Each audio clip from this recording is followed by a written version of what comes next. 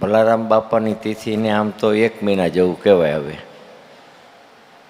20/5 એટલે બધાને એક 20/5 યાદ રાખવાની. 19/5 અને 20/5 2 દિવસનો કાર્યક્રમ છે. ભલારામ બાપાની 25મી રજત મહોત્સવ નિમિત્તે 2 દિવસનો કાર્યક્રમ રાખેલો છે અને ઘર કુટુંબ પરિવાર સત્સંગ મંડળ બધાને ફરજિયાત હાજરી આપવાની છે. એટલું મારું ખાસ આગ્રહ અને વિનંતી કયો, જેટલું કયો એટલું, પછી જાજુ તો કહેવાતું નથી.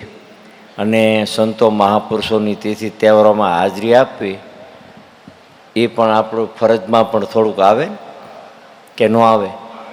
અને ક્યારેક ક્યારેક તો મને વિચાર જ આવે, બાપા તન મન ધન તમારું છે ને એમ, પણ એ આપવું અઘરું છે.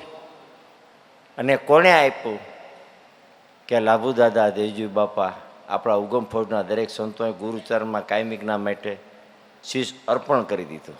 આખું શરીરને દેહને જે કયો સગા કુટુંબને ત્યજી કોઈ જાતનું ફિકર કર્યા વિના સદગુરુનું ચરણ આપ્યું ને એને આપ્યું કહેવાય કે ન આપ્યું કહેવાય. બરાબર? એટલે હું એમ કહું છું કે આપણે એકવાર તો ભલા બાપાની તિથિમાં આવવું કે નહીં, 25મી તિથિમાં, એ પણ આપણી ફરજ આવે કે ન આવે? આવે ને. એટલે ફરજિયાત બધાને આવવું છે, કહેવાનો મારો ટૂંકો ઉદ્દેશ એ એમ. બરાબર? એટલે અને કદાચ હું એમ કહું છું કે સદગુરુ છે કલ્પ વૃક્ષ છે.